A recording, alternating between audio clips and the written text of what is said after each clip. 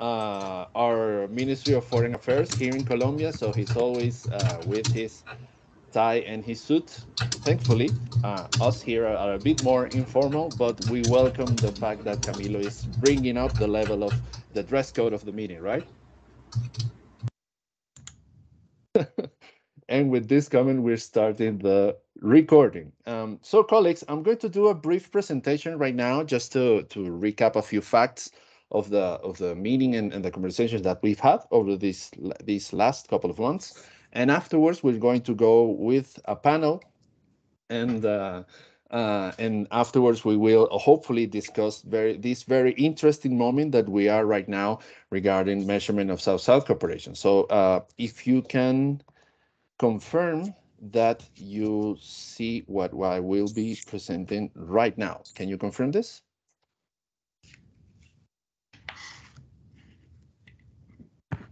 Yes, I can see. Excellent. Thank you, Camilo Gamba. So, welcome again to this third session of the Community of Practice of Measurement and Quantification of South-South Cooperation. This third session is going to deal with current challenges of for measuring South-South cooperation, and we will be focusing on the work of the United Nations Working Group of Measurement of Development Support and the TOSDI initiative. And common thread between these two ideas, or these two working groups, that is the matrix for quantification of South-South cooperation that was co-developed by colleagues from Brazil, Mexico, with inputs from China, Colombia, and other countries within the UN Working Group. Just so the structure that we're going to follow for the next 50 some minutes, is going to be, I'm going to do a small brief recapitulation of the work that we have done, a presentation by our distinguished panelists, and a session of discussion and Q&A about this work. So, recapitulating, in case you have not participated in the previous meetings of the Community of Practice, this is a space for gathering knowledge professionals to discuss how South-South cooperation is quantified or measured or assessed in 2022. We aim to produce a benchmark document summarizing the past, present, and potential future of the measurement and quantification methodologies for South-South cooperation. And we are doing this because we see an interesting time frame right now for showcasing what is being done in terms of South-South cooperation, for improving our actions, doing more and doing better, and for promoting narratives around how South-South cooperation advances the 2030 agenda at the current halfway point in 2022. To do this, we started doing, we did a first meeting of the Community of Practice in December, when we spoke about management and risky bets in South-South cooperation, key performance indicator for nurturing entrepreneurship, toss the eligibility criteria and the relation between the concept of global public goods and South-South cooperation. And also we discussed about meaning of South-South cooperation, what the definitions, objectives, and approaches to conducting South-South cooperation. We built a small library of basic documents to understand the current state of South-South cooperation methodologies, measurement methodologies, and we identified from this library that was provided by you, the participants, in a dynamic that we did. We identified several trends and allowed us to understand this idea that we have established approaches, that we have a current challenge or several current challenges, and we have experimental approaches or experimental methodologies for measuring and assessing South-South cooperation. So that's going to be the key themes of this session, or this series of webinars that we're doing right now. Going through these documents, we identified several key components. So, for example, this evolution of South-South cooperation principles that goes from Bandung in 1955 to Delhi in 2013. Of course, the UN High-Level Conference of South-South Cooperation, I believe the document was published in 2012, gathers or compiles the established principles of South-South cooperation. Yet, knowledge development around this topic has continued. Of course, we went through the World Bank and different methodologies for sharing best practices, which is a key component of South-South cooperation. These technical exchanges that have an outsized impact in terms of the knowledge, the networks that are created, and how we replicate best practices developed in the South which are usually very cost effective, and have a larger impact that only the expenses would lead you to believe, right?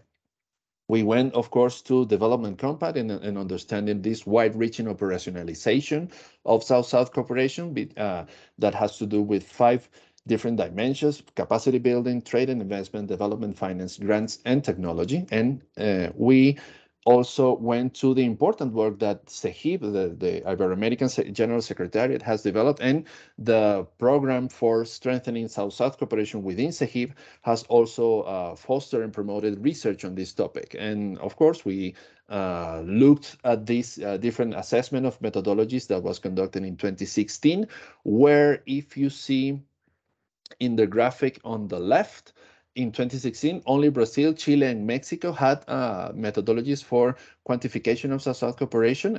Colombia and Ecuador are reflected as countries that could develop a methodology. Of course, the picture right now is larger for the amount of countries that have methodologies for doing this. And in the graphic on the right speaks about limitations or hurdles to quantifying South-South cooperation. And just to provide some context here, maybe the 3 largest concepts here in this graphic are there is an interest in quantifying South-South cooperation, but there is not a clear methodology. There is not a legal framework supporting or providing the framework, the enabling environment for doing the quantification.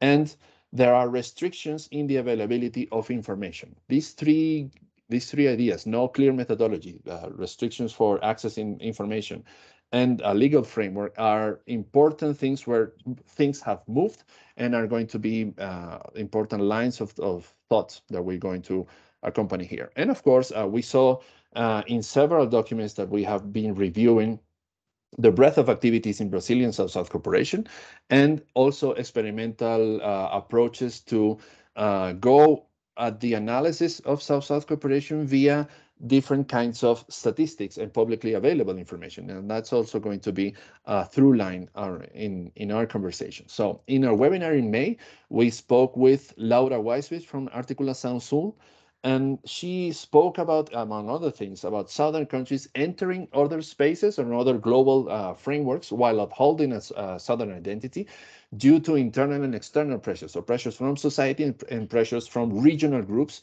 that expect a higher quality of work, and this demands some form of quantification.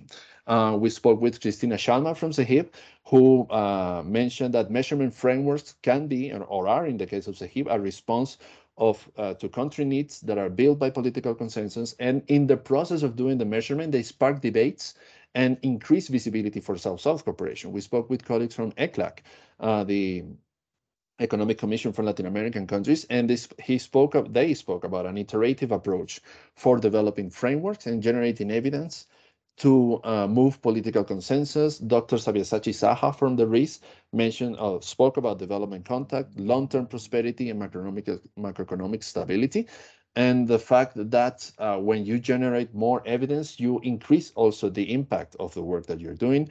And Alexandra Diaz from APC Colombia spoke about our experience in APC Colombia in measuring the added value of South-South cooperation, maybe some growing pains in its implementation, and she shared some thoughts about establishing public policy evaluation methodologies for South-South cooperation.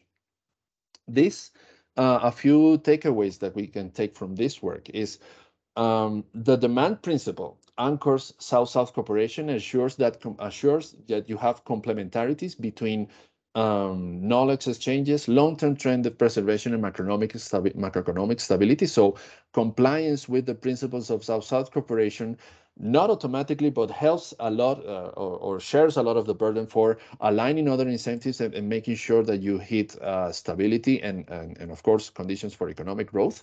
You see consensus and continuous experimentation that go hand in hand. Sometimes we tend to think that to experiment, you cannot hold yourself accountable, or you need to be more flexible in terms of consensus, but you see experiences in CEGIP and in ECLAC that seem to buck that trend.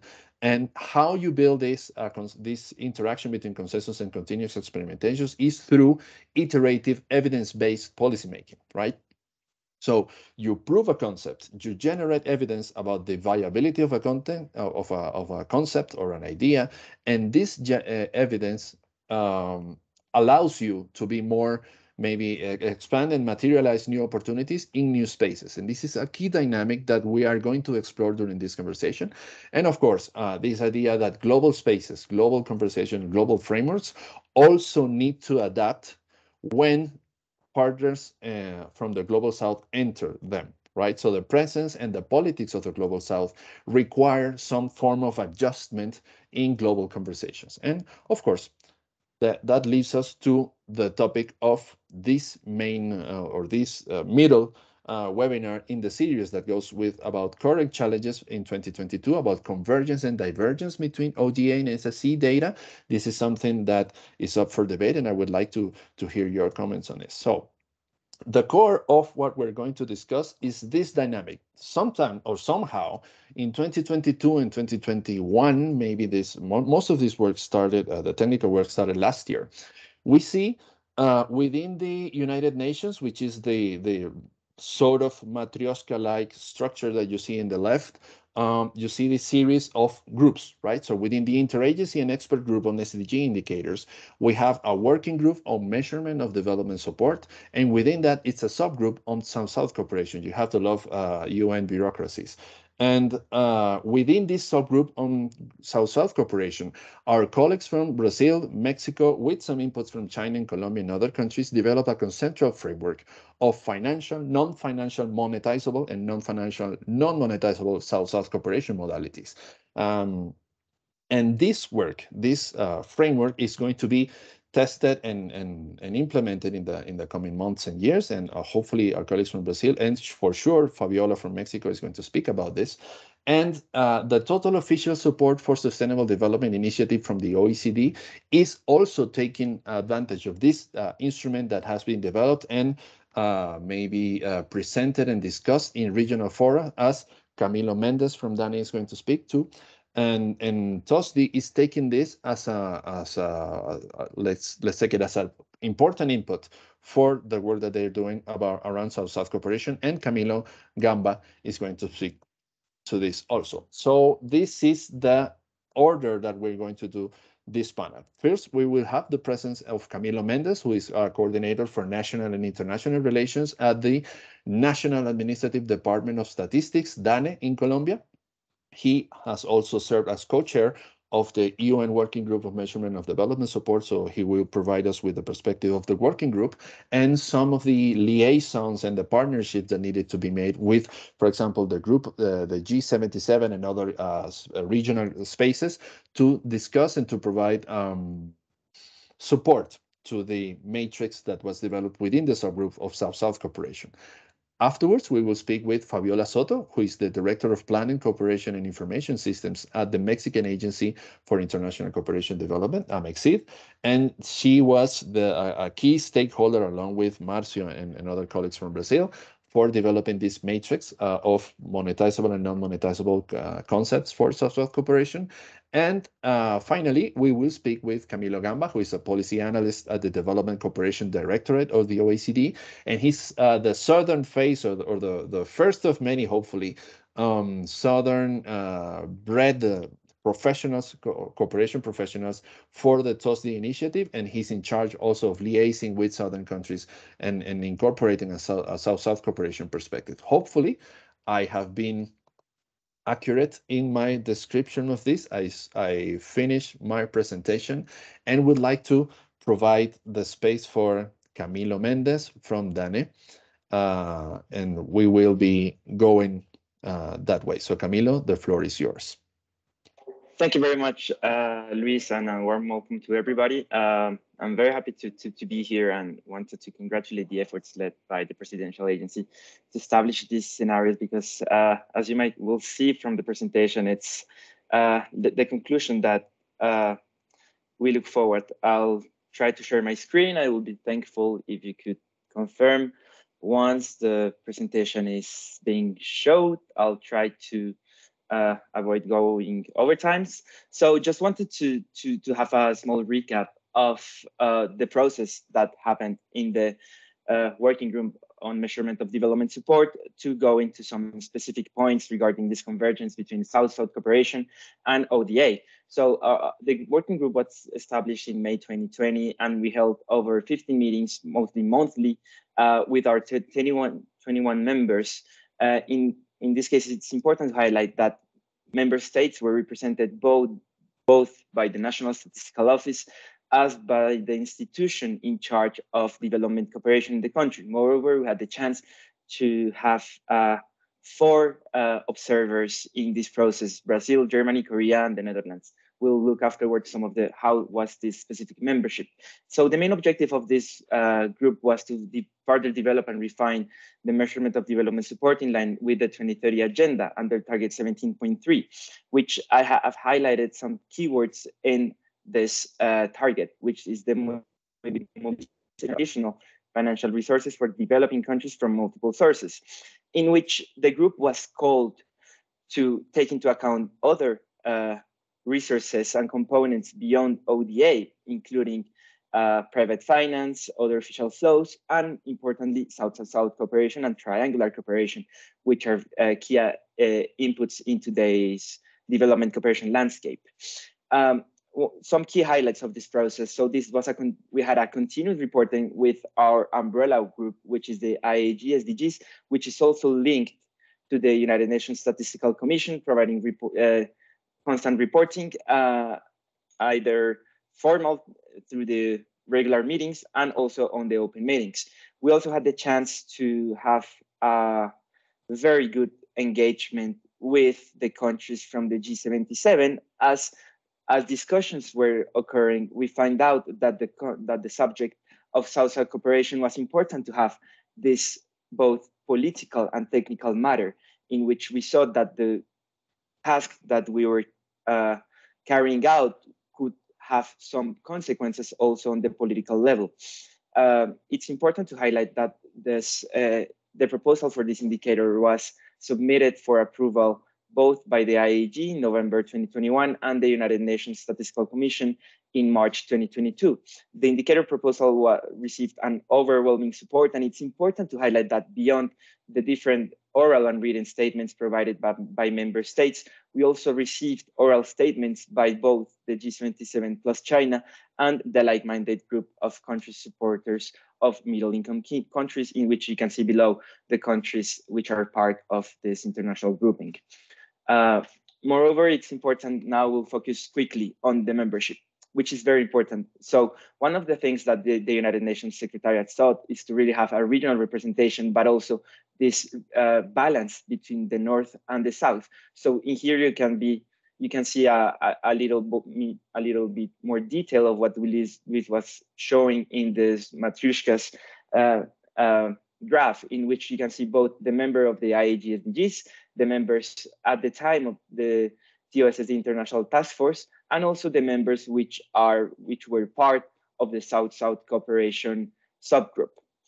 And now it's important I wanted to go ahead and share with you some of the comments that were shared during the United Nations Statistical Commission. So at your left, you can see, well, this is not the full statement, because as you can imagine, it also contains some other political issues. And in here, you can see that there were 2 key points that were raised in this statement. Firstly, the unique characteristics and principles that govern South-South cooperation, and that now the developments made in the working group provided a great opportunity for this voluntary reporting for SDG target 17.3. Moreover, it was important to highlight that the group of 77 plus China called to avoid any overlaps and to strengthen the future reporting to be carried out by UNCTAD for the global reporting regarding South-South cooperation. Moreover, when we look at the statement provided by the middle-income countries, we can also see some key issues. For example, the importance of strengthening the statistical system and having reliable and quality statistics. I will quickly wrap up, but it's also important to know that the process in here was aligned with the BAPA plus 40 process, which I saw that there was also a comment in the chat that was raised. And Also, we see here finally the decision that was approved by the United Nations Statistical Commission, in which the it was highlighted once again the importance of the transparency of the process to build that future work should build on the different deliberations that were held on the working group, and also to have this key role of UNCTAD as an institution that can gather the Southern voice and include it in the international scenarios. But what happens is that even if this was a decision adopted by the United Nations Statistical Commission, we have seen some international negotiation processes which are dealing with development cooperation, in which the matter of development cooperation is addressed, both including ODA, as you see in the left, and South-South cooperation. And then we look at some revised versions that have to be done, because we are seeing that the political and technical commitments and compromises that have been done in a scenario as important as the Statistical Commission are being left out. So it's very important to keep these inputs in mind. So just to end, it's some of the final insights I consideration regarding the process. And as Luis was showing, it's important to acknowledge that while Latin America, and also including through the cooperation with CEGIP, we have been able to achieve some very regional developments. It's important to balance this out with some global developments, because this process could be missing some key players such as India, China, and others. So it's important to recognize the different starting point for taking this conversation forward. Moreover, it's important to further the understanding of both the political sensitivity and complexity of South-South cooperation. And I firmly believe that the creation of these scenarios by agencies such as the Presidential Agency for International Cooperation are very valuable to move these challenges forward. Moreover, it's important to take advantage of this opportunity of having a voluntary framework for reporting to enhance coordination both within each one of our states, at the national level, at the regional, and the global level. And finally, it's important to be aware that all the progress that we are making, it's already having and will have a huge impact in the progress made and the contributions that our countries can make to different development agendas, such as climate change, biodiversity, among others. So thank you very much, Liz. I'm sorry for going over time. I'm looking forward for the panel. Don't worry, Camilo, and thank you for this perspective. It's been and as a participant in these meetings of the working group and the subgroup on South-South cooperation, we were also very interested in noticing these differences in perspective that you usually get from countries I'm not a big fan of labeling countries in this broad stroke, but let's just call it northern countries and southern countries, and the how familiar we are in southern countries about mixing some politics with or at least geopolitics with the work that we're doing, and how this kinds of is you find in northern partners maybe a separation between church and state or something like that, where the technical side of the conversation is usually, or at least it appears to be, divorced from the political side of the conversation, right?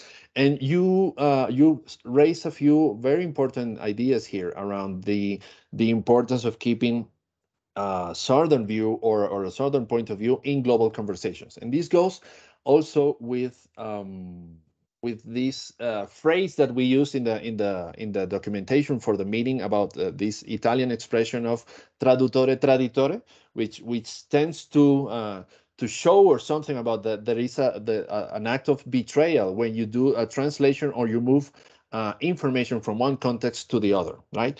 And around these last maybe 15 years, you see a difference in positions that we'd like to see also comment from our colleagues in Mexico and Brazil around an initial resistance to participating in global conversation and global fora, and an iterated or a progressive way of approaching them. I don't know, Camilo Mendez, if you can maybe make a couple of comments here around some things that surprised you, or things that you needed to be very aware of when approaching, for example, the G77 plus China group, and conversations around this interface between the different levels of the UN bureaucracy. Can you speak to something around these ideas?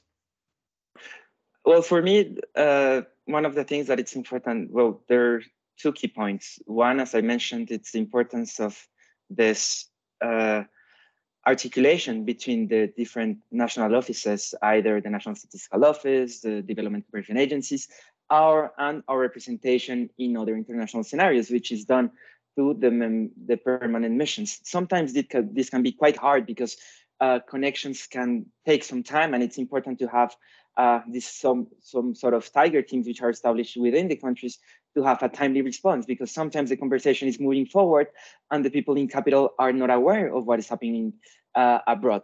The second one is this debate in which legitimacy can be drawn either from how much people are in the conversation and having efficient and effective results. We have seen that, as you have portrayed, this is a very, let's say, old conversation, which has been going on for quite long. And it's important to recognize that we are losing a huge opportunity of time, because we as southern countries, we do have a lot of things to contribute to this development landscape. And the fact that we refuse to agree in a framework because of all the political sensibilities is causing us to be left aside. So if we truly want to contribute to the agenda, I think that it's important to acknowledge this and be very vocal and advocate for the things that we hold dear to our hearts, that is South-South cooperation. So it's very important to find a lot of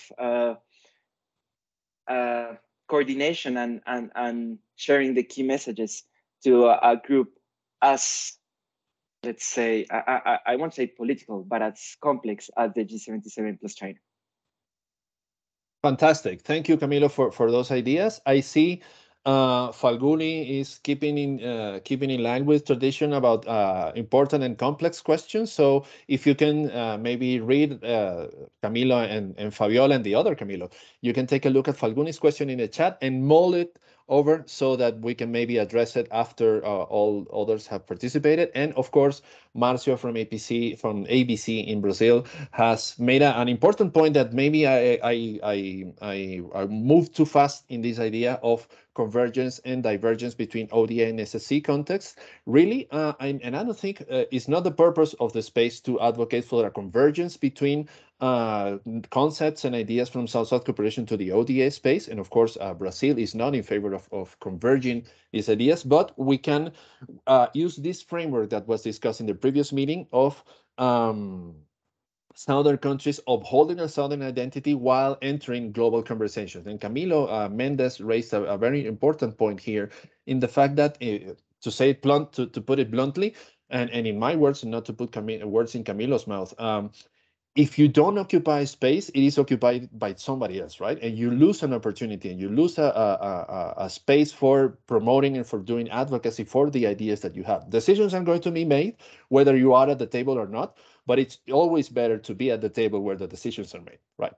And in this case, we have a key important partner in Mexico, from the work that was developed to create this matrix of concepts in South-South cooperation. I don't know, Fabiola from Amexit, if you want to take the floor here and explain a bit of the process, what was learned during the process, and some ideas and insights about this conversation between contexts. Please go ahead. Hello, good morning, good afternoon, everyone. Thank you very much for the invitation. I'm very pleased to be here among many people that I know, and they are very involved in the South-South cooperation measurement, evaluation, and the doing of South-South cooperation. So I'm gonna share my screen a little bit and to tell you about this experience of being participating in the subgroup. So as Camilo said, the group was having a lot of conversation of many topics. One of them was South-South cooperation, and Fabiola, Mexico proposed, yes? Sorry to interrupt you, but I think you are not showing your screen yet. Oh, really? Let me see.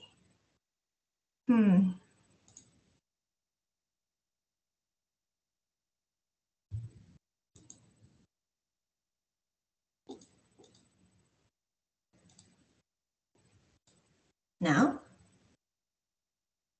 Now you are. Okay, Thank good. So Yes, the group was having a large conversation of many topics that were part of this 17.3 indicator, and one of them was South-South cooperation. However, we needed a proper space to discuss about South-South cooperation, and it was very convenient and very fruitful that Brazil joined this group and also seconded the idea of having this subgroup of South-South cooperation. And we immediately thought about to try to look forward a conversation that was constructed by previous experiences of how to measure South-South cooperation in Latin America. And indeed, Mexico and Brazil had these experiences of measurement of South-South cooperation for many years. It was amazing the involvement of IPEA, this Institute of Applied Economics from Brazil that was very much doing a lot of the technical work in a very timely manner with a lot of technical expertise, and could provide us to inputs, really interesting inputs to the subgroup. And the subgroup was very lively discussing the conversation, were very, very good. And we had, as you know, our chair was India, the secretariat was UNCTAD, and we have an observers, Russia, and also the OECD. People from the 2SSD task force were very important, were giving very important inputs also for our subgroup. And this is the membership we have. We had Brazil, China, Colombia, Cuba, Egypt, Ghana, India, Mexico, South Africa, and Tanzania. And we, in the first time we talked Brazil and Mexico, we saw what was similar in our quantifications, and we put it together in one single matrix, and we put it on the table of the subgroup. And we were very pleased and very surprised when China came with the comments of the matrix and said, yes, this is a good idea for me, for China, so we can also add these and these categories to the matrix, and we can measure more wide spectrum of South-South cooperation. And well, bit by bit, starting with China, and then with the comments of Colombia that also were very complementing what we had already, and also building up from their methodologies also that they had to value and assess South-South cooperation, was we were able to build a more comprehensive methodology. The idea always behind this effort was to provide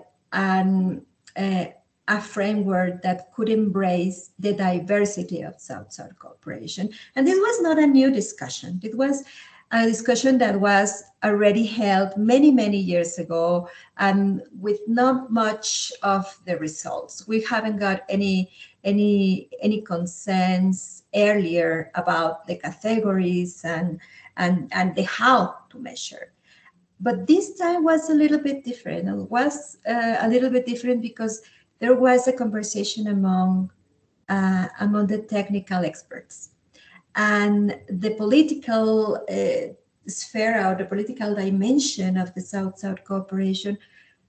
That doesn't mean that was not there, but was a little bit behind the scenes, and we could have a very frank conversation among technical experts from the South, from the North, and also from the TOSSD task force, and we could be able to see more clearly what are the convergence and what are the similarities of the work we do as promoters of development, because it's what we do as a whole. We promote international development through our cooperation. It doesn't matter if it's South-South or North-South. We do efforts for international development.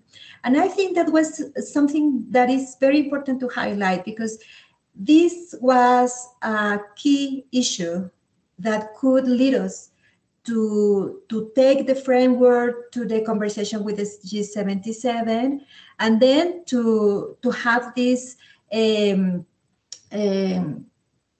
line of work towards a voluntary but existing framework, so that countries, no matter if they are middle-income countries or they are a very lower development countries, they can provide information about their efforts for development. And I think that's very important, because the idea of the framework is to be to provide a comprehensive tool to emphasize what countries are making for the development of the world. And I think that's the idea behind the 2030 agenda. That's the spirit of the 2030 agenda, of reflecting what everyone is doing.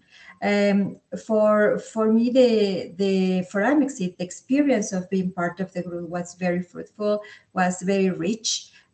We learn a lot. We keep on learning every time we conduct quantification of our own cooperation. We are redefining our directives, and we are using the framework as a guide to redefine our directives. So it's very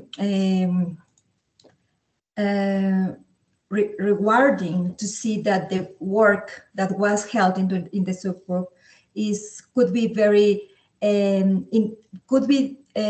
used by the countries in a very practical way pretty soon, and could reflect the efforts of Southern partners for development.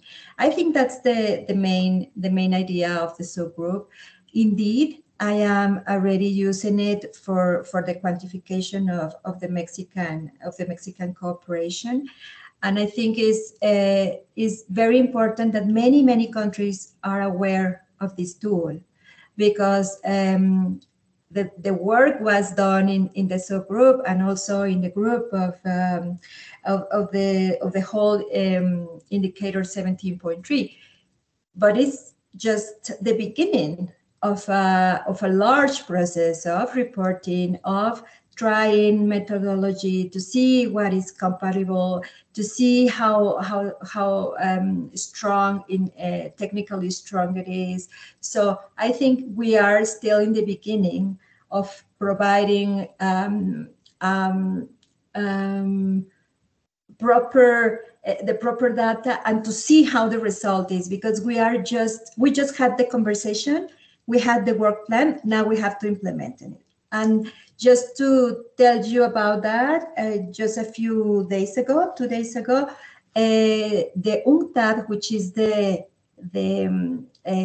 custodian agency for this part of the indicator 17.3, and with UNCTAD we want to coordinate for the pilot testing that will be conducted Colombia, China, Brazil, and Mexico. We have a workshop that should be all of you invited on the 19th of July, so it's very soon. So we can know exactly the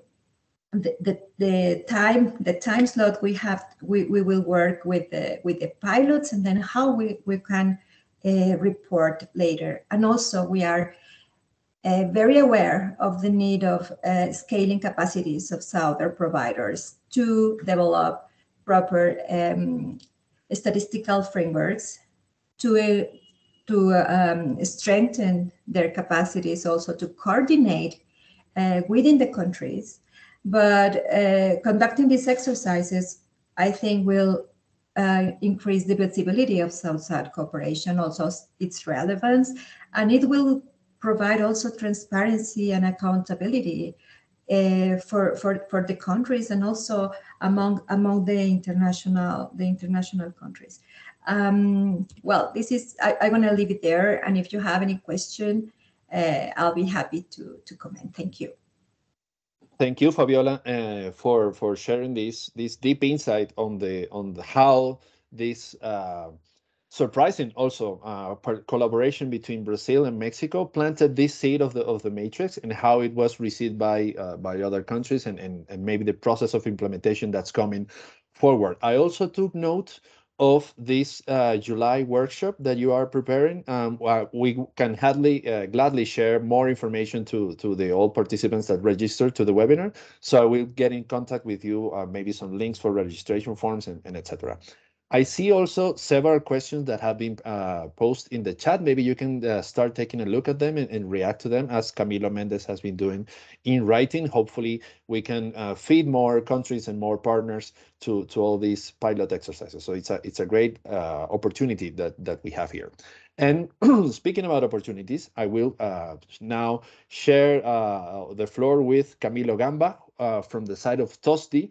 And of course, Camilo, as we have been discussing in previous webinars and in this one, you have an opportunity or an interesting context where global conversations are also looking to include Southern perspectives in their work. So the interest is not only from Southern partners that want to go global, but you see also global spaces that are into entering the South, or looking for Southern engagement. Can you speak to us about the work that the TOSDI is doing around these the dimensions that we're speaking, and some of the tensions that are arising from that?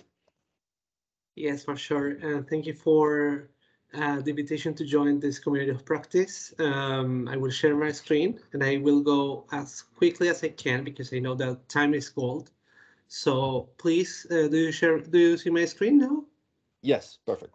Perfect. So I will go, or I will explain first in general terms what TOSDI is, and then discuss a little bit about our lessons learned, and also the implementation challenges or the next steps that we see in the future. So what is TOSDI?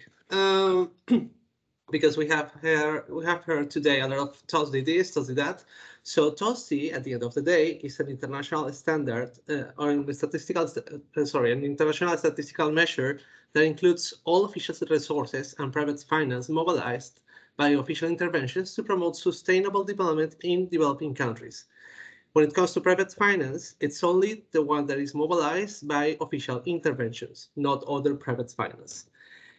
This is a diagram that we normally use to explain what TOSDI comprises. So as Marcio mentioned in the chat, TOSDI is not trying to replace ODA, not at all.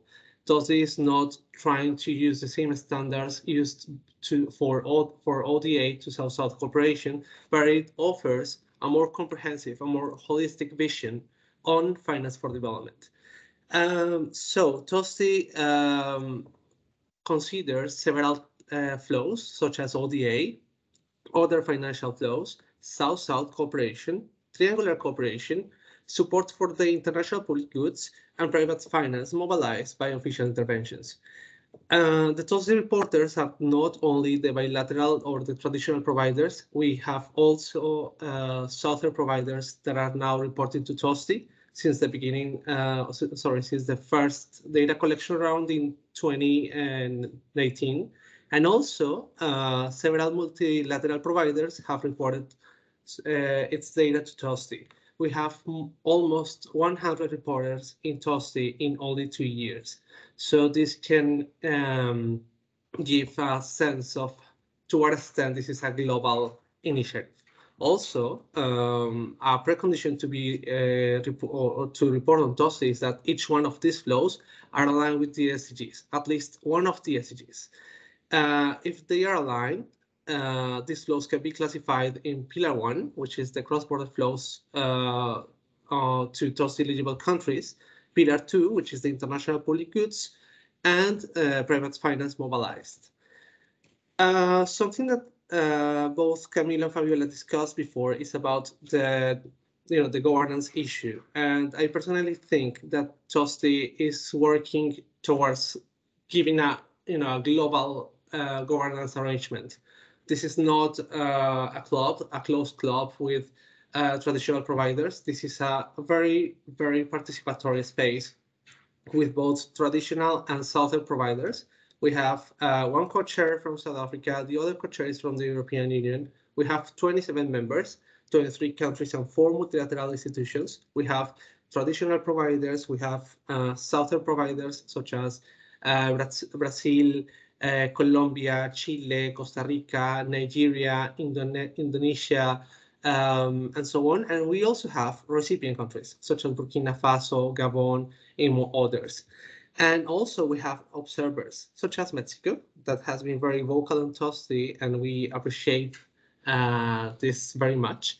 We have China also through KITEC, Austria, Norway, Romania, and so on. Why is TOSTI needed? Well, something that we have seen in the last years or in the last decades is that we have more actors and instruments on financing for development beyond ODA. So TOSTI is trying to cover those actors and those instruments. And also, we are putting a greater focus on sustainability. I think that we think that our value added is not only how comprehensive we are, but also that we are trying to track all those flows that are really going to, or that are going to support the implementation of the SDGs at all levels. Also, TOSTI is necessary because it's the first initiative in the world that is trying to capture resources at regional and global levels. TOSTI is trying to capture regional and global activities with substantial benefits to developing countries on climate change, on biodiversity, on peace and security, on health, and other topics. And we are working on that. Luis, you mentioned before the importance of experimentation, and we, to conduct some experimentation, we need to have some evidence, some data. So we are working on that experimentation, so in that way we can continue refining the methodology on this matter. And as my fellow colleagues mentioned before, TOSTI is a data source for the indicator 17.3.1. Here it's important to mention that the methodology that was agreed in the South-South Cooperation Subgroup for the indicator 17.3.1 was adopted by TOSTI. So nowadays, if a Southern provider reports to TOSTI, that reporter or those reporters are going to use the same methodology that the indicator defined. So we are going, in the direction of convergence. Maybe it can take a little bit of time sometimes, but we are, or we have that focus. Also, this is some data about South-South cooperation that we already have. We have 12 reporters on South-South cooperation. We have Brazil, Chile, Costa Rica, other multilateral organizations in Latin America. We have Indonesia, Nigeria, and other countries. And this is really groundbreaking because in only 2 years, we have had more or almost 4,000 activities reported in 1 year. So we are evolving so in that way we can include more Southern providers, and we are on track. Also, we have seen some lessons from engaging with Southern countries, not only Southern providers, but also recipients. The first one is that Southern providers find the framework useful for several reasons. The first one is that TOSTI supports the gradual development of the capacities of recipient countries for development planning, SDG monitoring, and donor coordination. Also, it's providing greater transparency of information through the online data visualization tool that we have. And also, it's strengthening peer learning between reporters and peer learning between similar countries. Something that we have done in the last year is hosting capacity building seminars with those countries that are willing to report or those countries that want to know more about TOSTI. And for example, we have had capacity buildings with Colombia and Peru, and Brazil has been kind of a peer in those seminars in order to share its experience when it comes to reporting. This is really valuable for Southern countries because from the TOSI Secretariat. We think that we are not the ones that are teaching how to do things. Or we think that this is a peer process, and we need to continue fostering that. Also, TOSI is giving the opportunity for southern providers to promote their activities at the international level. And also, as I mentioned before, this standard is developed under a context of an equitable global governance system. In the task force, we have recipient countries, southern providers, traditional providers, multilateral institutions, and we work the best as we can to keep this participation and to ensure that every voice is heard. Also, we have other lessons learned.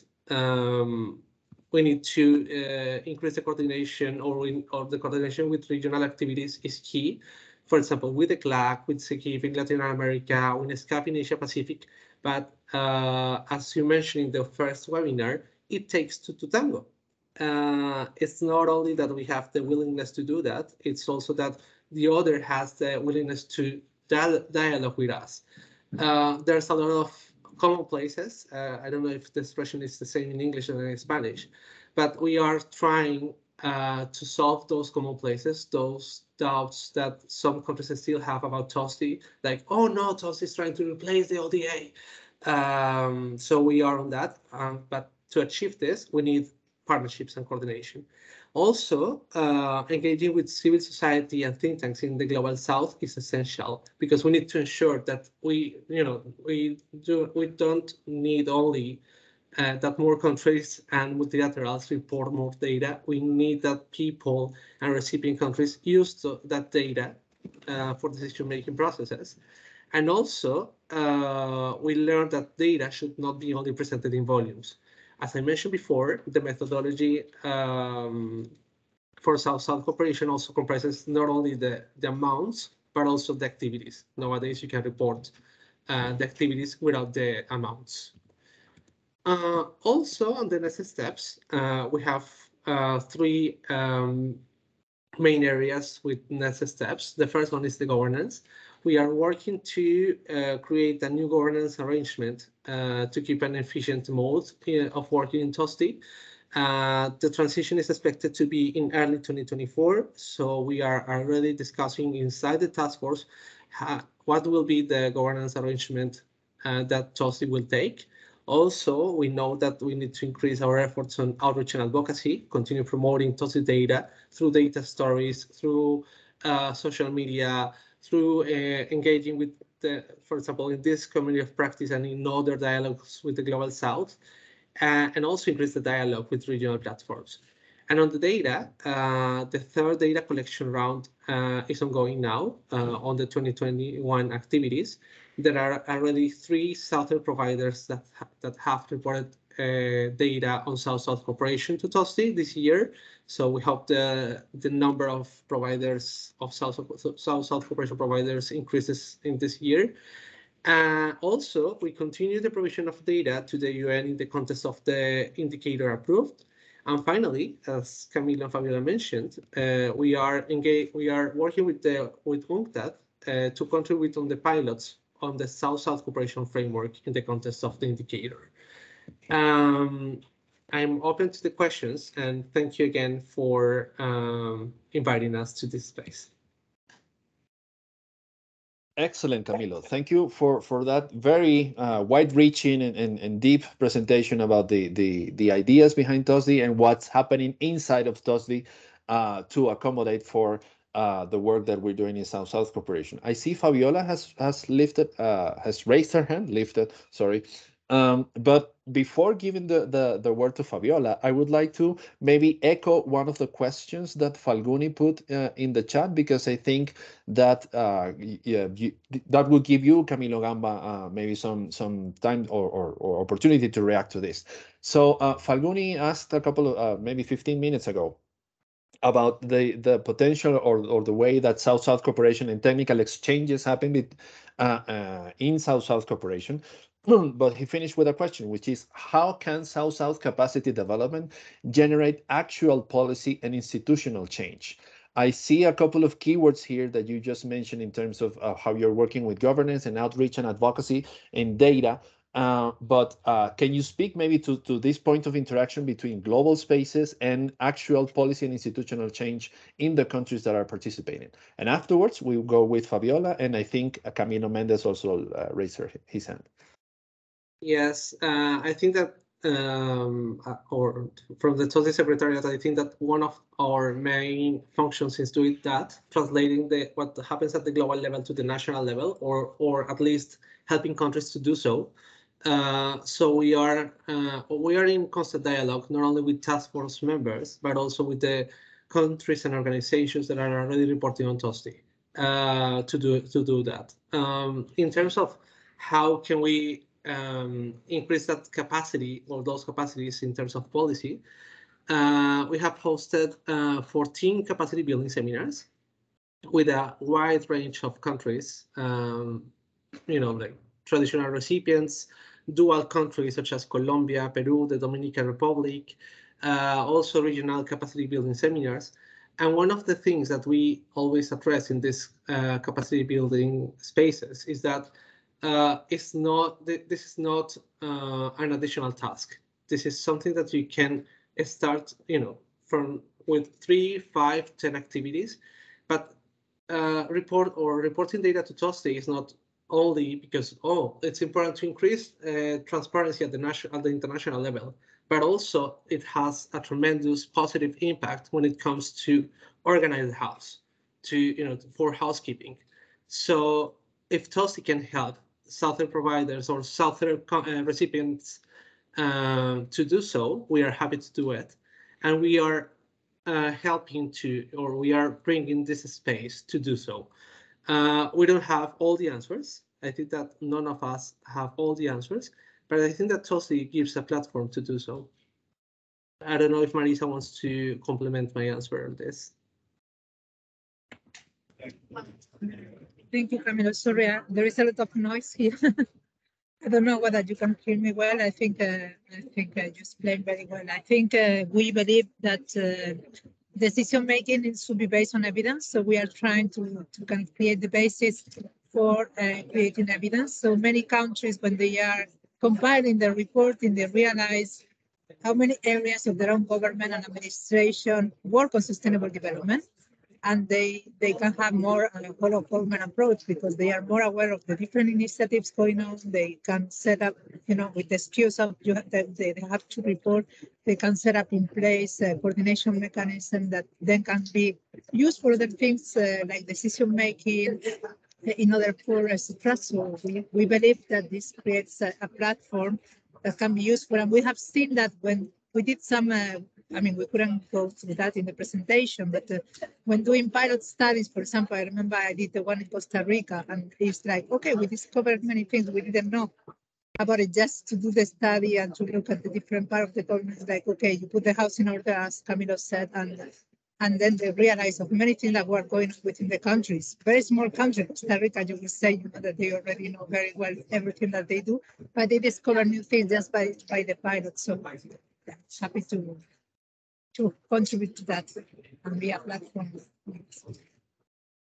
Excellent. Thank you for that. So we've gone over the time that we had allotted for the webinar, and I also see some people are already leaving. Of course, we have this recording, and we will share the recording for those partners that haven't been able to keep up with the conversation. But we have a line or a queue of people that would like to address some of these ideas. So if it's okay with you, or if it's possible, we appreciate you participating or keeping with the content. Otherwise, we will share the recording after the meeting is done. So please, Fabiola, Camilo, and Falguni, please go ahead.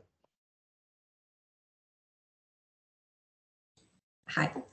I just had a couple of comments that I was remembering all this process when Camilo Gamba was explaining in his presentation. And like, I think two TOSSD meetings ago, the framework was presented in the plenaria of the TOSSD task force, and it was very rewarding to see northern countries finding the framework useful even for them. So for us, like for Brazil and Mexico, I think it was like a way to say like, oh, we have done maybe a good work, and it will provide even more possibilities to reporting to other countries. And I think this is a very good point. And regarding the questions of the South-South cooperation and triangular cooperation, I think reporting is very important, but it also very important is to in place planning, monitoring, and evaluation system of South-South cooperation at home in our agencies. And the roles of South-South cooperation institutions are differentiated. Some of us are coordinating agencies, but some other are implementators. So this should be also very well established by directives of the coordinators. And I think is key to report, but reporting will be easier when Southern partners have all these planning, monitoring, and evaluation system more in place. And they shouldn't be perfect in the same time. This is something that we are learning, because in South-South cooperation, the systematization has been developed with the time. It is not something that we are born with, and we can adapt the frameworks of planning, monitoring, and evaluation, and evaluating our cooperation as our size and our capabilities. So I think it's only a matter of doing the housekeeping as well, and to see how far you as a country or as an organization want to go on the reporting, and also on the showing to the rest of the world what you do in South-South cooperation. Thank you very much. Thanks for this comment of constant change and not being not being afraid of starting with small steps and going after iterating and improving these frameworks for measuring, for systematization, and also the importance of recognizing, or the validating capacity of seeing others find value in the work that you are doing, as you were mentioning about the framework that was presented at the TOSDI meeting. Camilo Mendez, go ahead. Yeah, thank you very much, Luis. So I just wanted to address two questions that I saw in the chat, both by Artemian and Falduni. First one being with regards of the HLPF approaching. So far countries are not using 17.3.1 for the reporting on the VNRs, as this was just agreed on March this year. Nonetheless, it's important to highlight that, as mentioned, the subject is being recognized. So the HLPF will recognize the developments of this working group, which truly it's great, because it's really having this political commitment. And we're very much looking forward to the outcome of this. And with regards of Falguni's question, with regards of climate change and poverty reduction and the impact of South-South cooperation, for us at the Statistical Office, South-South cooperation is our bread and butter, because we always have these challenges on how do you measure a phenomena, how can you improve your measurement? And one very important is to see how measurements regarding poverty have gone beyond GDP, beyond the monetary terms. And now you have seen how countries the number of countries using multidimensional poverty indexes have been growing. And you can see how each multidimensional index is different.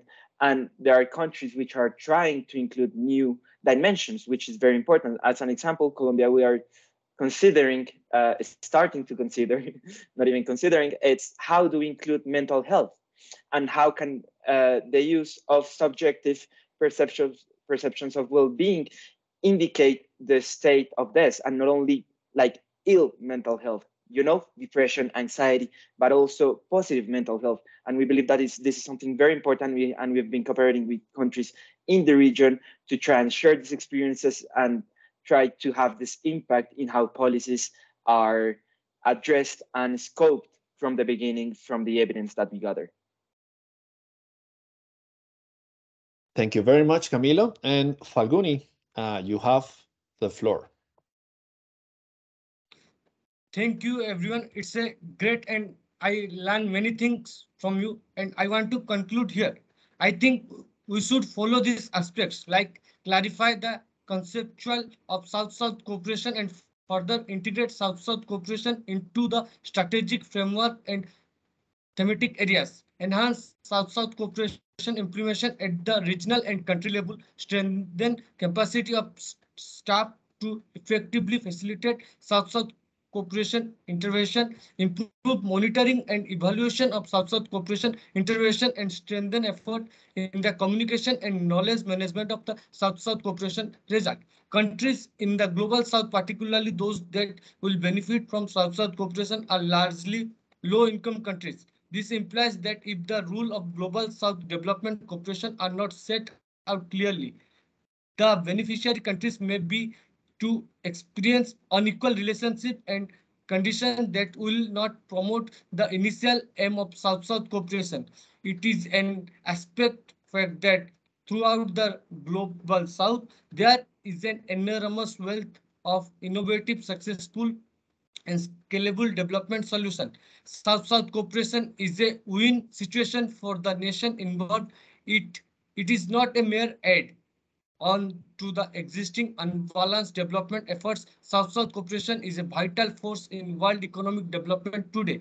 As you know, India, alongside considering net receipts of aid, are now emerging as net donor, focusing their aid efforts of southern nation. South-South trade is growing at an estimated 10% annually. As they grow less dependent upon northern markets for their economic well-being, southern states are emerging with new power and a stronger voice in the international arena. Future agreements on important international and multilateral issues in the areas of trade, environmental protection, and human rights will require border outreach to achieve true international consequence. And South-South cooperation promote closer technical and economical cooperation among developing countries by employing experts from the South, sharing best practices from the South, and helping to develop a sense of ownership of development process in the South. It also allows developing countries to diversify and expand their development option and economic links, and is a powerful tool for building new partnerships, creating more democratic and equitable from of global interdependence and a global governance in a world of ever deepening globalization. Developing countries should understand that helping other developing countries is helping themselves. And another thing I want to conclude here, everyone is saying about 2030 agenda. As you know, I am a young professional and I want to conclude here. 8 years is enough. Now we are in 2022. 8 years is enough. If we will work like a friend in need easily achieve, we will achieve 2030 agenda. If we will not achieve 2030 agenda, we have to wait 2063, which already African Union already published. And another thing I want to conclude here, we have to focus in collective ideas of sustainable development goals, climate change, digitalization, people to people, global supply chain, good governance, public consultation, build back greater and important of private sector partnership, concrete project, regional aspects, financial institution, technological charge, and green bonds. And we have to be think about, I don't want to comment here because you all are experienced. In front of you, I'm nothing.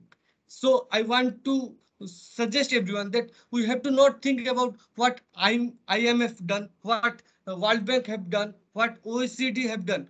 Just forget it about, and we have 8 years left. If we will work properly, then easily we will show the world that we achieve 2030 agenda. That's it. Thank you. Thank you, Luis. Falguni, we have grown accustomed to you bringing a human perspective to these discussions. I don't agree with the fact that that the measure of your experience should account also for the quality of your inputs. We're all learners here, and sometimes some of us started earlier and some of us are started later, but this is a learning group, and I welcome you.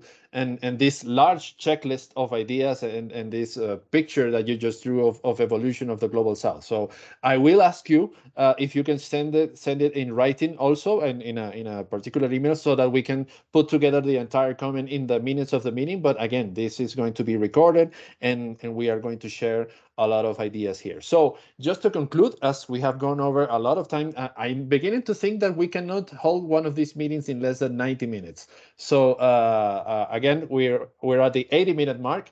Thank you very much for that. As we mentioned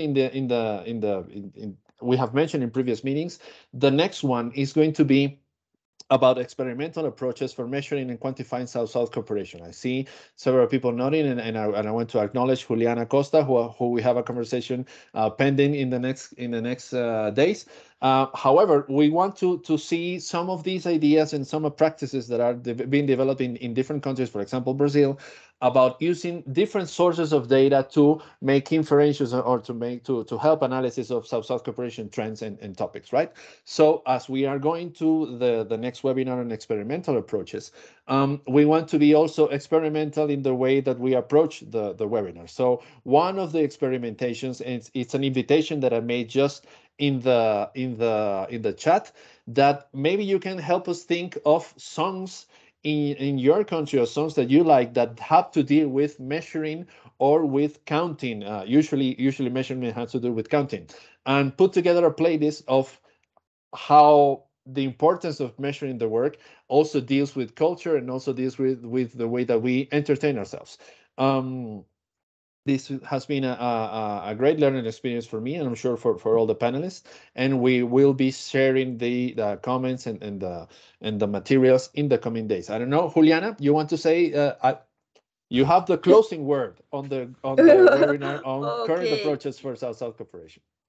Thank you so much. I have some connection problems, but I could see some discussions, and I'm very honored to be here and to be invited for the next webinar to share our methodology from a civil society perspective that is different from the other actors.